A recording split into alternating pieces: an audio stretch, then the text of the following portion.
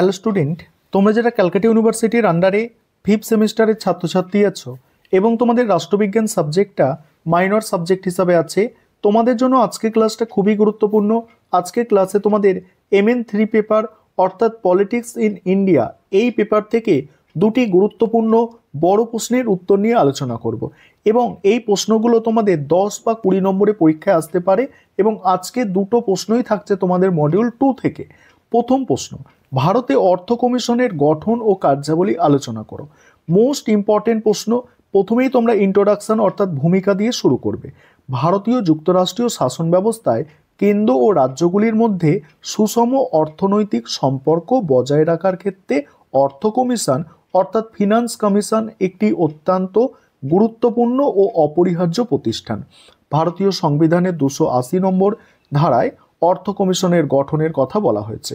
এটি একটি আধা বিচার বিভাগীয় ও সাংবিধানিক সংস্থা। রাষ্ট্রপতি প্রতি 5 বছর অন্তর অথবা প্রয়োজন মনে করলে তার আগেই এই কমিশন গঠন করতে পারেন। মূল লক্ষ্য হলো কেন্দ্র ও রাজ্যের মধ্যে রাজস্ব বন্টনের ক্ষেত্রে ভারসাম্য রক্ষা করা। তারপর অর্থ কমিশনের গঠনে কি বলা হচ্ছে দেখো। প্রথম বলা হচ্ছে সদস্য সংখ্যা ও নিয়োগ। একজন সভাপতি এবং অপর 4 জন নিয়ে এই কমিশন গঠিত, অর্থাৎ মোট 5 জন সদস্য। এরা সকলেই ভারতের রাষ্ট্রপতি দ্বারা নিযুক্ত হন এবং রাষ্ট্রপতির নির্দেশ অনুযায়ী নির্দিষ্ট সময়কাল পর্যন্ত পদে বহাল থাকেন। সদস্যদের পুনর্নিয়োগ হওয়ার সুযোগ থাকে। তারপরে সদস্যদের যোগ্যতা। সংবিধানের 280(2) ধারা অনুযায়ী কমিশনের সদস্যদের যোগ্যতা কি হবে এবং কিভাবে তাদের নির্বাচন করা হবে তা নির্ধারণ করার ক্ষমতা পার্লামেন্টের হাতে ন্যস্ত রয়েছে। পার্লামেন্ট প্রণীত আইন অনুযায়ী সভাপতি অবশ্যই সমাজসেবামূলক কাজে বিশেষ অভিজ্ঞতা থাকতে হবে। সমাজসেবামূলক কাজে অভিজ্ঞতা থাকতে হবে। অন্য 4 জন সদস্যকে নিম্নলিখিত ক্ষেত্রগুলি থেকে নির্বাচন করা হয়। হাইকোর্টের বিচারক বা বিচারক হওয়ার যোগ্যতা সম্পন্ন ব্যক্তি, সরকারি অর্থ ব্যবস্থা ও হিসাব রক্ষণ সম্পর্কে বিশেষ জ্ঞান সম্পন্ন ব্যক্তি, প্রশাসন ও আর্থিক বিষয়ে বিস্তৃত অভিজ্ঞতা সম্পন্ন ব্যক্তি, অর্থনীতিতে বিশেষ পাণ্ডিত্যপূর্ণ ব্যক্তি। এবার অর্থ কমিশনের কার্যাবলী। এখানে সংবিধানের 280(3) নম্বর ধারায় অর্থ কমিশনের বেশ কিছু কাজের কথা বলা হয়েছে। 1 নম্বর হচ্ছে কর ও রাজস্ব বন্টন। কমিশনের প্রধান ও মৌলিক কাজ হলো কেন্দ্র ও রাজ্যগুলির মধ্যে কর থেকে প্রাপ্ত আয়ের বন্টন নিয়ে সুপারিশ করা। কেন্দ্রীয় সরকার যে সমস্ত কর আদায় করে তার কতটা অংশ কেন্দ্র নিজে রাখবে এবং কতটা অংশ রাজ্যগুলির মধ্যে ভাগ করে দেওয়া হবে তা অর্থ কমিশন নির্ধারণ করে। একে এই ভার্টিক্যাল ডিভলিউশন বলা হয়। আবার রাজ্যগুলির নিজেদের মধ্যে কোন অনুপাতে সেই অর্থ ভাগ করে নেবে তাও নীতি নির্ধারণ করে দেয় কমিশন। এবার পরের অংশটুকু আলোচনা করব। তার আগে একটা বিষয় তোমাদের বলার আছে। তোমাদের জন্য অনলাইন কোচিং ক্লাস চলছে। তোমরা যারা পেইড ব্যাচে অ্যাডমিশন নিতে ইচ্ছুক আছো বা স্টাডি মেটেরিয়াল পারচেস করতে চাইছো, নিচের দেওয়া নম্বরে যোগাযোগ করতে পারো। এবারে দেখো পরের পয়েন্ট কি আছে। অনুমোদন বলছে অনুদান বন্টনের নীতি নির্ধারণ। অনুদান বন্টনের নীতি নির্ধারণ। ভারতের মতো বিশাল দেশে সব রাজ্যের আর্থিক ক্ষমতা সমান নয়, তাই সংবিধানের 275 নম্বর ধারা অনুযায়ী প্রয়োজন সাপেক্ষে কেন্দ্র সরকার রাজ্যগুলিকে অনুদান প্রদান করে। কোন রাজ্য কতটা অনুদান পাবে এবং কোন নীতির ভিত্তিতে এই অনুদান দেওয়া হবে সেই বিষয়ে অর্থ কমিশন রাষ্ট্রপতিকে পরামর্শ দেয়। মূলত অনুন্নত ও আর্থিকভাবে দুর্বল রাজ্যগুলিকে সাহায্য করাই এর লক্ষ্য। তারপর হচ্ছে দেখো স্থানীয় স্বায়ত্তশাসন প্রতিষ্ঠানের আর্থিক সাহায্য। 73তম এবং 74তম সংবিধান সংশোধনের পর অর্থ কমিশনের কাজের পরিধি আরও বিস্তৃত হয়েছে।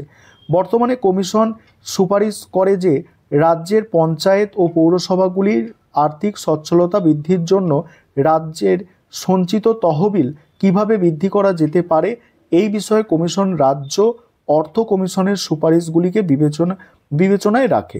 তারপর হচ্ছে অন্যান্য আর্থিক বিষয়। উপরিক্ত কাজগুলি ছাড়াও রাষ্ট্রপতি যদি দেশের সুদৃঢ় অর্থনৈতিক স্বার্থে অন্য কোনো বিশেষ বিষয় কমিশনের কাছে বিবেচনার জন্য পাঠায়, তবে কমিশন সে বিষয়ে তদন্ত করে এবং পরামর্শ প্রদান করে। এবার উপসংহার তোমরা দেখে নাও এবং পরের প্রশ্নের উত্তর নিয়ে আলোচনা করব। দেখো পরের প্রশ্ন কি আছে, এটাও মোস্ট ইম্পর্টেন্ট প্রশ্ন। প্রশ্নটা হচ্ছে সিভিল সার্ভিসে জেনারেল এবং স্পেশালিস্টদের বিতর্ক এবং নিরপেক্ষতার সমস্যাগুলি বিশ্লেষণ করো, আর নিরপেক্ষতা বজায় রাখতে সিভিল সার্ভিসের কি পরিবর্তন আনা উচিত। প্রথমে ইন্ট্রোডাকশন দিয়ে শুরু, ভূমিকা দিয়ে। দেখো, আধুনিক গণতান্ত্রিক শাসন ব্যবস্থায় সিভিল সার্ভিস বা আমলাতন্ত্রকে প্রশাসনের লৌহ কাঠামো বা মেরুদণ্ড বলা হয়। সরকারের নীতি নির্ধারণ ও তার বাস্তবায়নে সিভিল সার্ভেন্টদের ভূমিকা অনস্বীকার্য। তবে বর্তমান প্রশাসনিক ব্যবস্থায় সিভিল সার্ভিসের কার্যকারিতা নিয়ে দুটি প্রধান বিতর্ক প্রবল আকার ধারণ করেছে। প্রথমটি হলো সাধারণজ্ঞ ও বিশেষজ্ঞদের মধ্যে দ্বন্দ্ব, আর দ্বিতীয়টি হলো আমলাদের রাজনৈতিক নিরপেক্ষতা বজায় রাখার সমস্যা। এবার মূল আলোচ্য বিষয়, প্রথম হচ্ছে দেখো সাধারণজ্ঞ ও বিশেষজ্ঞদের বিতর্ক। সিভিল সার্ভিসে সাধারণজ্ঞ বলতে বোঝায় যাদের প্রশাসনিক কাজের সাধারণ অভিজ্ঞতা রয়েছে কিন্তু কোনো নির্দিষ্ট কারিগরি বিষয়ে বিশেষ জ্ঞান নেই, যেমন ভারতের আইএএস অফিসাররা। অন্যদিকে স্পেশালিস্টরা হলেন তারা যাদের নির্দিষ্ট বিষয়ে গভীর জ্ঞান ও কারিগরি দক্ষতা রয়েছে, যেমন ডাক্তার, ইঞ্জিনিয়ার, কৃষিবিদ, অর্থনীতিবিদ এনারা। তারপরে এই দুই গোষ্ঠীর মধ্যে বিতর্কের মূল কারণ হলো নীতি নির্ধারণের ক্ষমতা ও পদমর্যাদা। ভারতের মতো দেশে প্রশাসনিক কাঠামোর শীর্ষ পদগুলি মূলত সাধারণজ্ঞ বা আইএএস অফিসারদের দখলে থাকে, আর বিশেষজ্ঞদের অভিযোগ আধুনিক প্রশাসন অত্যন্ত জটিল এবং প্রযুক্তিগত, তাই স্বাস্থ্য, বিদ্যুৎ, পারমাণবিক শক্তির মতো দপ্তরের সচিব পদে একজন সাধারণজ্ঞ অফিসার সঠিক সিদ্ধান্ত নিতে পারেন না। অন্যদিকে সাধারণজ্ঞদের যুক্তি হলো বিশেষজ্ঞদের দৃষ্টিভঙ্গি সংকীর্ণ, তাই সামগ্রিক প্রশাসনিক সমন্বয় ও জনস্বার্থ বোঝার জন্য সাধারণজ্ঞরাই বেশি উপযোগ্য। তারপরে দেখো এখানে কি বলা হলো, দেখো তারপরে ভারতের প্রশাসনিক সংস্কার কমিশন এবং ব্রিটেনের ফুলটন কমিটিও এই সমস্যার সমাধানে বিশেষজ্ঞদের প্রশাসনিক পদে অধিক গুরুত্ব দেওয়ার সুপারিশ করেছিল। এবার নিরপেক্ষতার সমস্যা দেখো, সিভিল সার্ভিসের একটি মৌলিক নীতি হলো রাজনৈতিক নিরপেক্ষতা।